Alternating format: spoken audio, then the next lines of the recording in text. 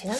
예, 제가 이제 이번 총선에서 비례대표로 출마할 예정인데요. 네. 사실 남북관계 관련해서 입법으로 해결할 수 있는 부분이 많지 않습니다. 그래서 입법으로 할 수 있는 게 크진 않아서 대신에 제가 우리 정부가 정말 효과적이면서도 확실한 남북관계 정책을 만들어가고 그것을 추진하는 데에 있어서 어떤 정책적인 지원이나 이런 것들은 제가 할 수 있겠다라는 생각을 하고 있고요. 그런 방법 중에 하나가 북한이 도발하는 것을 아까 말씀드렸다시피 북한의 도발에는 분명한 목적이 있잖아요. 네. 그러한 목적들을 우리가 정밀하게 분석을 해서 그들이 분석한 것에 기초해서 효과적인 대응을 해줘 갖고 네. 그들이 도발의 목적을 달성할 수 없게 해주는 거. 네. 더 나아가서 그들이 도발할 때마다 손해보게 만들어주는 거. 이런 대응을 해줄 필요가 있다. 그래서 북한이 체제 결속을 통해서 북한이라는 체제를 자꾸 존속하려고 하는 그 노선을 아직도 사용하고 있잖아요. 예전에 김정일이 사용했던 그 방법을 지금도 김정은은 그대로 답습하고 있는데 이것은 답이 아니다라는 걸 그들이 인식하게 해줘야 된다. 네. 이제 북한의 주민들의 의식이 바뀔 만큼 많이 바뀌었다. 그래서 더 이상 이런 방법은 안 된다라는 걸 우리가 확실하게 알려줘서 그들이 다른 노선을, 다른 출구 전략을 마련할 수 있도록 우리가 유도해 줘야 된다. 네, 이런 개념을 가지고 있어요. 네. 네, 일단은 저는 저랑 같은 일단은 같은 방향이긴 하지만 네. 조금 고급지라고 해야 될까요? 방향이? 아유, 아닙니다. 네, 저 같은 네. 경우에는 그냥 편하게 USB에다가 우리 한국의 한류에 대한 이런 모든 자료와 김정은 정권이 지금 저지르고 있는 만행이라던가 그 김부들의 사치 이런 걸 잡아서 그냥 퍼뜨리면은 그것만큼 빠른 길이 없다라고 생각하거든요. 되게 좋은 말씀 해주셨는데요. 네. 이게 우리가 보통 심리전이라고 하죠. 심리전을 한국만큼 효과적으로 할 수 있는 나라는 없습니다. 그렇죠. 네, 북한 주민들이 한국의 정보, 한류 문화 이런 것들을 접할 때 가장 크게 동요하고요. 그들이 북한 주민들은 미국 사람이 잘 살고 미국이 강대한 나라고 중국 사람이 잘 살고 중국이 되게 강대국으로 부상하고 있다. 이런 말을 들었을 때 큰 감흥이 없어요. 맞아요. 하지만 대한민국 사람들이 너무 잘 살고 중국하고 경제력도 뭐 이제 GDP가 아니라 우리 개인당 GNP를 비교했을 때 비교가 안 된다.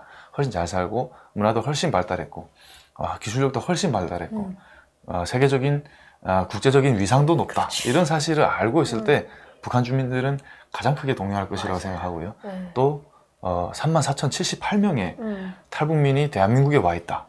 그 중에 정말 북한에서는 별 볼 일 없었던 사람이 대한민국에 와서 정말 사업으로도 성공하고 예, 뭐 자기 직업으로 전문 직업으로도 성공하고 또 국회에 가서 그렇지, 국회의원도 하고 네. 저는 아직 들어가지는 못했지만 그래도 할 수 있다는 그런 사실들을 알게 되면 북한의 일반 주민뿐만 아니라 네.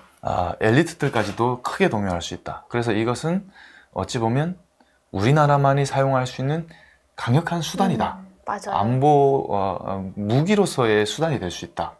네, 가장 가성비가 좋고 효과적인 북한을 변화시킬 수 있는 방법이다. 저 같은 경우에도 북한에 있을 때 중국을 항상 조금 북한이랑 중국은 우호 관계가 있잖아요. 네. 그래서 굉장히 사이가 좋음에도 불구하고 중국이 막 이렇게 대단한 거보다는 한국이 대단한 게 훨씬 더 저희 와닿았고요. 그렇죠. 또 그러니까 근데 우리보다 중국이 잘 살아. 중국 사람이 되었으면 좋겠다라는 희망은 있었어요. 그런데 그런 중국 사람들이 중국이 아닌 한국에가 살고 싶어 한다는 말 들은 순간에 그렇죠.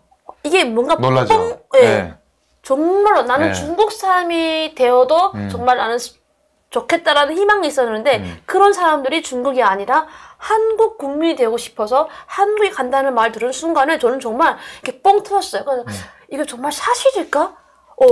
유언비어가 아닐까? 네. 막 이런 생각 했거든요. 그게 그 말씀을 들으니까 딱 생각나는 게 뭐냐면 제가 아까 그런 말을 했죠. 북한이 무기 개발한 것들을 보여주면서 체제 선전에 활용한다고 했잖아요. 사람들을 감동시키는. 네. 근데 그것과 정반대의 감동이 일어나는 게 바로 그 포인트예요. 맞아요. 중국이 잘 산다는 걸 아는데 북한 사람들이 근데 그 중국의 사람들도 한국이 더 잘 살아서 맞아. 한국에 가고 싶어 한다. 한국 사람이 되고 싶어 한다라는 사실을 아는 순간 북한 주민들은 또 다른 의미의 감동을 느끼게 될 거예요. 와, 네. 솔직히 그거 굉장히 컸어요. 네.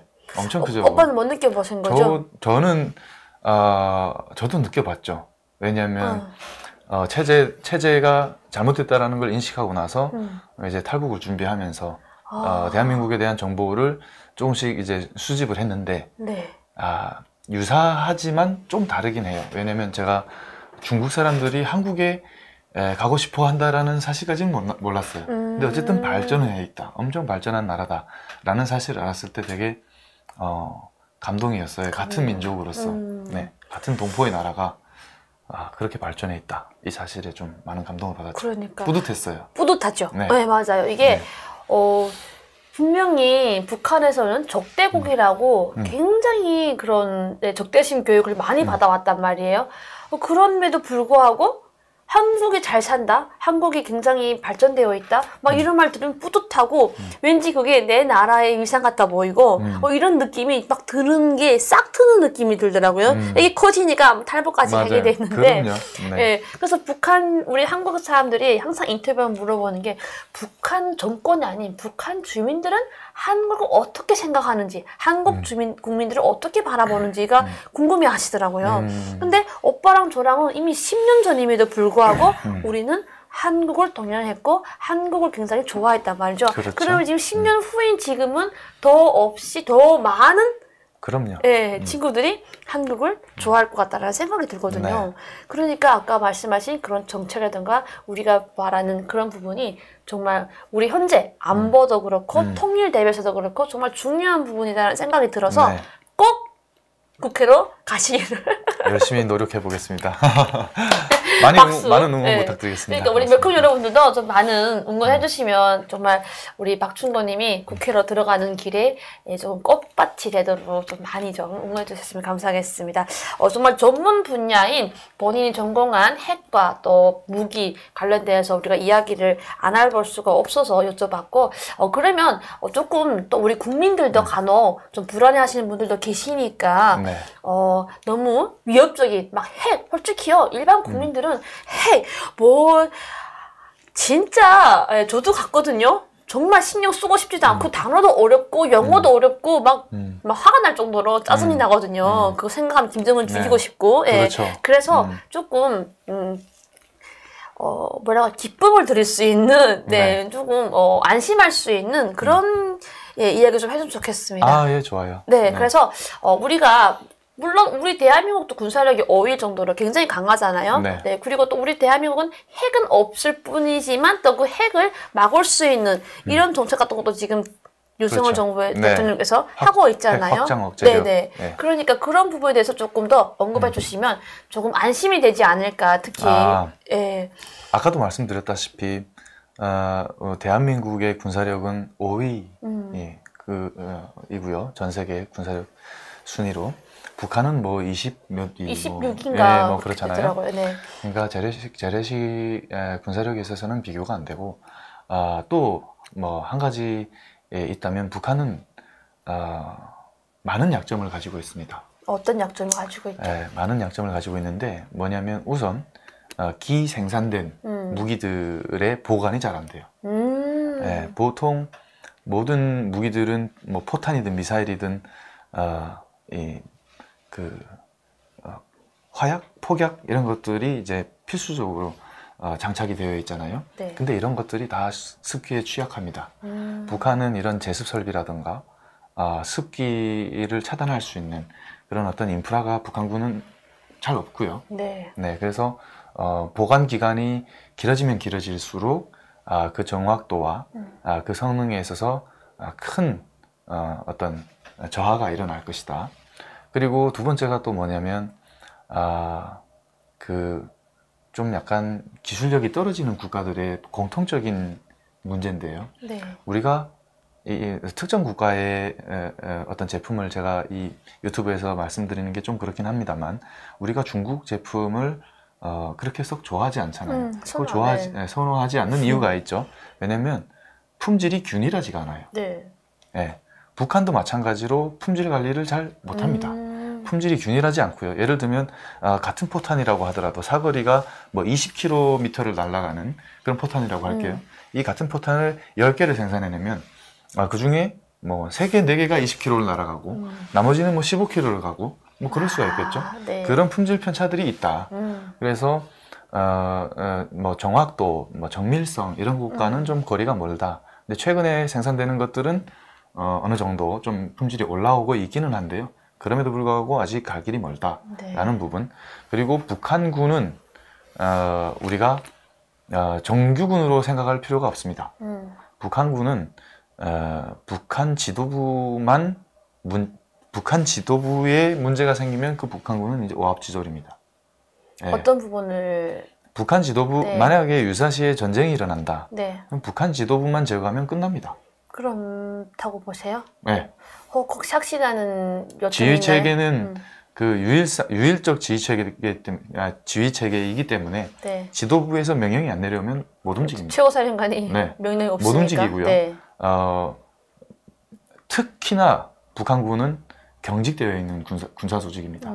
그래서 명령이 없이는 자율적으로 군사작전을 할 수 있는 그런 군대가 아니고요. 네. 그리고 또 한 가지가 뭐냐면 공산권 이력이 있는 나라의 국가의 군대들은 효율성이 아주 떨어집니다.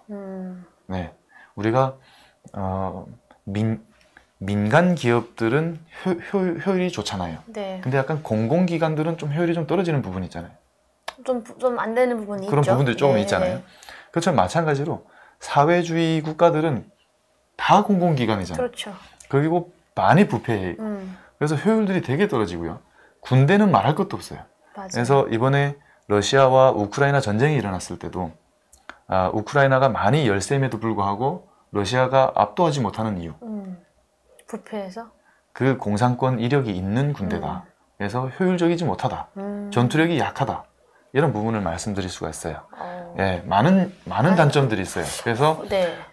우리가 효과적인 대응 전략만 세우고 추진하게 된다면 과거처럼 보수 정부와 진보 정부를 자꾸 왔다 갔다 하면서 남북관계 정책이 우왕좌왕하는 일이 없이 꾸준히 추진할 수만 있다면 확실히 막아낼 수 있다. 네. 문제가 아니다. 그렇죠. 이렇게 말씀드릴 수 있어요. 이게 정치가 성향을 떠나가지고 일단은 우리나라를 지키는 게 안보거든요. 저는 우리나라 그러니까 나라의 최고의 건강이 안보라고 생각하거든요. 그럼요. 이 안보가 흔들리면은 나라 경제부터 시작해서 모든 게 다 흔들리기 때문에 그렇죠. 정치 성향을 떠나서 안보만은 반드시 지켜야 되고 이거에 대해서는 전 국민이 하나가 돼야 되는데 이게 조금 힘드니까 북한도 우리 약점을 이걸로 본단 말이죠. 그렇죠. 그런데 또 저는 전쟁을 일으키려고 하면은 경제력이 바탕이 된다고 생각해요. 근데 북한의 경제력은 뭐 정말로 전 형편없죠. 세계에 형편없을 정도이기 때문에 북한이 먼저 도발할 수 있는 그런 확률이 희박하고 또 하나는 김정은이